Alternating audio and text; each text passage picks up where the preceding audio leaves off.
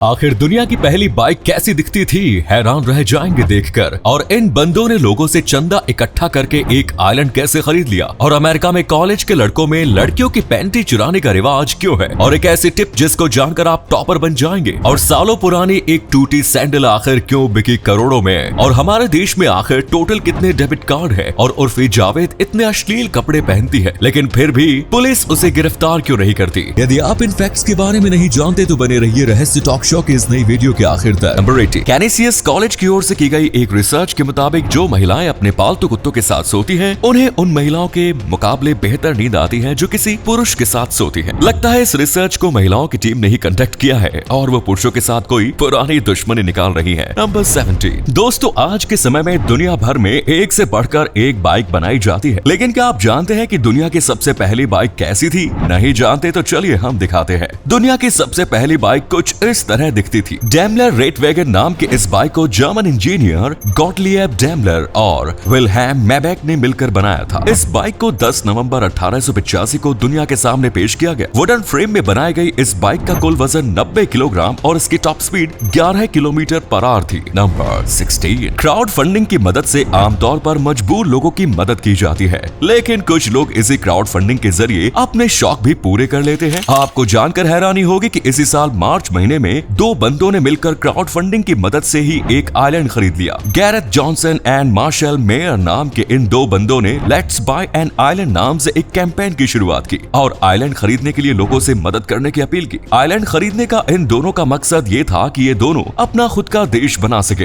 हैरानी की बात यह है कि क्राउड फंडिंग से ही इन्हें इतने पैसे मिल गए कि इन दोनों ने बेलीज कोस्ट के पास ही कॉफी केई नाम का एक पूरा आइलैंड खरीद लिया। आइलैंड खरीदने के बाद अब ये दोनों अपना एक अलग देश बसाने की तैयारी में भी है। इसी कमाल के फैक्ट पर प्लीज वीडियो को लाइक कर दीजिए। नंबर 50, ओवर थिंकिंग के बहुत सारे साइड इफेक्ट्स हैं, लेकिन अब एक्सपर्ट्स ने इस ओवर थिंकिंग के भी कुछ बेनिफिट्स ढूंढ निकाले हैं। According to the psychologist, over thinking की वजह से आपका चीजों को याद रखने की क्षमता बढ़ जाती है, आपका अटेंशन स्पैन बढ़ता है और साथ ही क्रिटिकल थिंकिंग भी इम्प्रूव होती है। वैसे इन सारे फायदों के बावजूद ओवर थिंकिंग के साइड इफेक्ट्स भी हैं, इसीलिए हमारी आपसे यही गुजारिश है कि ओवर थिंकिंग की आदत अगर आपको है तो उसे छोड़ने की कोशिश करें। नंबर 40, दोस्तों आपने बहुत सारे रेड्स के बारे में सुना होगा, लेकिन क्या आपने कभी पैंटी रेड के बारे में सुना है? During 1950s to 1960s American college students ने पैंटी रेड की शुरुआत की, जिसमें मेल स्टूडेंट्स फीमेल स्टूडेंट्स के क्वार्टर्स में घुसकर उनकी पैंटी चुराया करते थे। चोरी करने के बाद ये लोग उसे किसी ऐसी जगह पर डिस्प्ले पर लगा दिया करते थे जहां से सारे लोग इसे देख सके। रेड मारने वाले स्टूडेंट्स में जो स्टूडेंट पैंटी के साथ वापस लौटता था वो इसे अपने सक्सेसफुल रेड की ट्रॉफी मानता था और इस ट्रॉफी को ये लोग पब्लिकली दिखाया भी करते थे। नंबर 30, दोस्तों क्या आपने कभी सोचा है कि अगर आपके पास 100 करोड़ रुपए हो तो तब आपको ये सारे पैसे खर्च करने में कितने साल लग जाएंगे? चलो मान लो कि आपकी 100 करोड़ रुपए की लॉटरी लगी है। इतने सारे पैसे मिलने के बाद आप रोजाना 50,000 रुपए यानी महीने के 15 लाख रुपए खर्च करते हैं, तो भी आपको अपने पूरे 100 करोड़ रुपए खर्च करने में 54 साल 9 महीने लग जाएंगे। दोस्तों आपके लिए एक पहेली है, इस तस्वीर को ध्यान से देखिए और पहचानिए कि ये तस्वीर किस हीरोइन की है। नंबर 12, एक वो जमाना था जब दहेज के लिए शादियां टूटा करती थी, और अब ये जमाना है कि जहां लहंगे के लिए शादियां टूट रही है। जी हाँ, उत्तर प्रदेश से एक ऐसी ही घटना सामने आई जहां एक लड़की ने सिर्फ इस वजह से अपनी शादी कैंसिल कर दी क्योंकि उसके ससुराल वालों ने उसके लिए काफी सस्ता लहंगा खरीद लिया, और इस सस्ते लहंगे की कीमत थी 10,000 रुपए।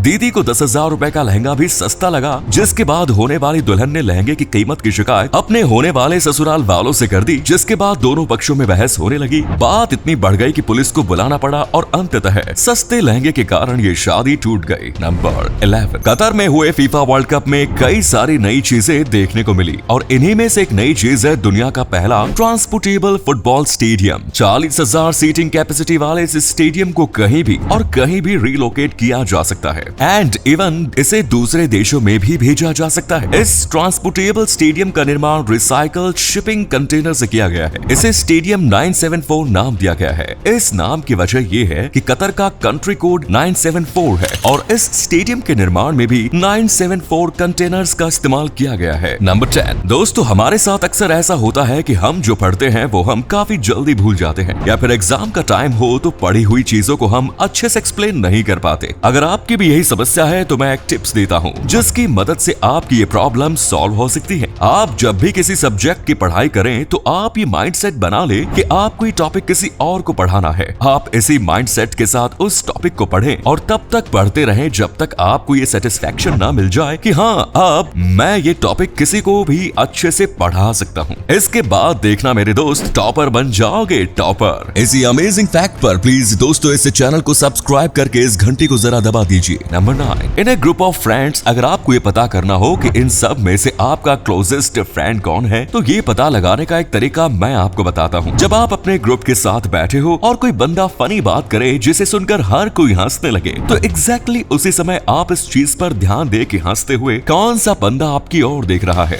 जो बंदा हंसते हुए आपकी ओर देखता हो तो समझ जाइए यही इंसान आपका सबसे करीबी दोस्त है। अब मैं ऐसा इसलिए कह रहा हूँ क्योंकि साइकोलॉजी के अनुसार जब लोग हंसते हैं तो तब वो हंसते हुए अपने सबसे करीबी इंसान की ओर ही देखते हैं। नंबर 8, जब कोई इंसान अपनी जिंदगी में कोई महान काम कर जाता है तो तब उसकी जिंदगी से जुड़ी हर चीज बेशकीमती हो जाती है। अभी हाल ही में एप्पल के को-फाउंडर स्टीव जॉब्स के द्वारा 1970 के दशक में पहने गए सैंडल की नीलामी की गई और आपको जानकर हैरानी होगी कि इस एक जोड़ी पुराने सैंडल को एक अननोन पर्सन ने 1.78 करोड़ में खरीद लिया। इस कीमत के साथ ही इस एक जोड़ी सैंडल ने नीलामी में बिकने वाली सबसे कीमती सैंडल का रिकॉर्ड भी अपने नाम कर लिया। नंबर 7, दोस्तों ये बात तो आप जानते ही हैं कि हवा से बिजली पैदा करने के लिए विंड टरबाइन लगाए जाते हैं, लेकिन क्या आप जानते हैं कि देश का सबसे बड़ा विंड टरबाइन कौन सा है और कहां पर स्थित है? भारत का सबसे बड़ा विंड टरबाइन गुजरात के मुंद्रा में स्थित है। इसकी ऊंचाई world's tallest Statue of Unity से भी ज्यादा है। स्टैच्यू ऑफ यूनिटी की ऊंचाई 182 मीटर है, जबकि ये विंड टरबाइन 200 मीटर ऊंचा है। इसके ब्लेड्स बोइंग 747 के विंग स्पैन से भी ज्यादा बड़े हैं। ये विंड टरबाइन अडानी ग्रुप के द्वारा लगाया गया है। नंबर 6, स्पेस की दुनिया में इसरो तो अपनी कामयाबी के झंडे गाड़ ही रहा है और अब स्पेस रेस में प्राइवेट इंडियन स्पेस एजेंसीज भी शामिल हो चुकी है। भारतीय इतिहास में पहली बार किसी प्राइवेट कंपनी के द्वारा डेवलप्ड रॉकेट को सक्सेसफुली लॉन्च किया गया है। इस रॉकेट को 4 साल पुरानी स्टार्टअप स्काई रूट एरोस्पेस के द्वारा डेवलप्ड किया गया था। विक्रम एस नाम के इस रॉकेट को इसरो की मदद से श्रीहरिकोटा से लॉन्च किया गया है। नंबर 5, दोस्तों डेबिट कार्ड का उपयोग तो आप जरूर करते होंगे। वैसे क्या आप बता सकते हैं कि आपके पास कितने डेबिट कार्ड हैं? चलो छोड़ो मत बताओ, कहीं ऐसा ना हो कि कमेंट में देखकर इनकम टैक्स वाले तुम्हारे घर पर छापा मार दे। खैर ये तो बात हो गई मजाक की। तो बात यह है कि आजकल लगभग हर भारतीय के पास डेबिट कार्ड है, लेकिन क्या आप जानते हैं कि देश में टोटल डेबिट कार्ड्स कितने हैं? एक रिसर्च के मुताबिक देश में लगभग 940 मिलियन एक्टिव डेबिट कार्ड्स हैं। 940 मिलियन बोले तो लगभग 94 करोड़। नंबर 4, दुनिया में कई बार इंसान जोश में ऐसे काम कर जाते हैं जिसकी कीमत बाद में उन्हें अपनी जान देकर चुकानी पड़ती है। ऑस्ट्रेलिया का रहने वाला 19 साल का सैम बेलार्ड नाम का ये बंदा अपने दोस्तों के साथ पार्टी कर रहा था। सभी शराब के नशे में चूर थे। तभी इन लोगों की नजर वहां से गुजर रहे एक स्नेल यानी घोंगे पर पड़ी। शराब के नशे में चूर सभी दोस्तों ने एक दूसरे को इस घोंगे को खाने का चैलेंज देना शुरू कर दिया। 30 मार खा बनते हुए सैम बेलार्ड इस घोंगे को जिंदा ही खा गया। उस समय तो उसे कुछ नहीं हुआ, लेकिन कुछ दिनों के बाद उसकी तबीयत खराब होने लगी। डॉक्टर के पास जाने पर पता चला कि उसे रेट लंगवॉर्म नाम की एक्सट्रीमली रेयर बीमारी है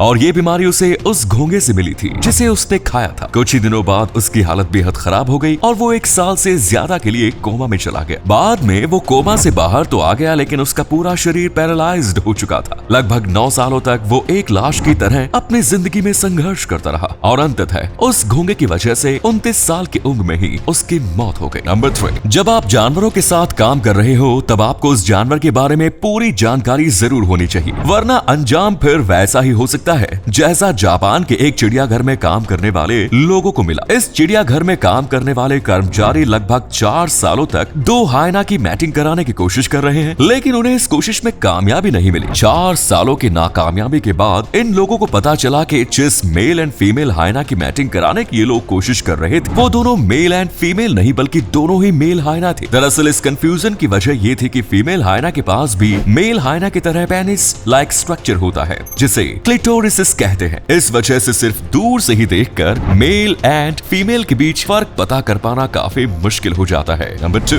IPL दुनिया की सबसे महंगी क्रिकेट लीग है और इस लीग में शामिल टीमें भी अपने प्लेयर्स पर करोड़ों खर्च करती हैं। ऐसे में क्या आपको पता है कि IPL हिस्ट्री में अब तक किस टीम ने सबसे ज्यादा पैसे खर्च किए? IPL में सबसे ज्यादा पैसे खर्च करने वाली टीम है RCB। जी हाँ, वही टीम जिसने अब तक एक भी IPL ट्रॉफी नहीं जीती। उसी टीम ने अपनी टीम पर सबसे ज्यादा 910 करोड़ रुपए पैसे खर्च किए। 884 करोड़ रुपयों के साथ मुंबई दूसरे और 852 करोड़ रुपयों के साथ KKR तीसरे नंबर पर है। नंबर 1, इन मोहतरमा को तो आप जानते ही होंगे। आजकल सोशल मीडिया में ये अपने कपड़ों को लेकर काफी सुर्खियों सुर्खियों में रहती है। इनका नाम है उर्फी जावेद। उर्फी जावेद अपने कपड़ों और फैशन सेंस के चलते अक्सर सुर्खियों में जगह बनाती है। एक के बाद एक रिवीलिंग आउटफिट में उर्फी को अक्सर देखा जाता है। इंस्टाग्राम पर उनकी वीडियो छाई रहती है, लेकिन अपने लुक्स के चलते उन्हें मुश्किलों का सामना भी करना पड़ता है। लेकिन आप भी सोचते होंगे कि इतनी अश्लीलता फैलाने के बावजूद आखिर पुलिस उर्फी जावेद को गिरफ्तार क्यों नहीं करती? चलिए जानते हैं इस कारण को। असल में उर्फी जावेद के कपड़े छोटे जरूर होते हैं, लेकिन वो कभी भी अपने प्राइवेट पार्ट्स को खुलेआम नहीं दिखाती, जिसके कारण वो बच जाती है और पुलिस उन्हें गिरफ्तार नहीं कर पाती। तो ये थे कुछ अमेजिंग फैक्ट्स। वीडियो को शेयर जरूर करें दोस्तों, ताकि आपके दोस्त और जानने वाले भी जान सके कि आप कितने नॉलेजेबल वीडियोस देखते हैं। धन्यवाद।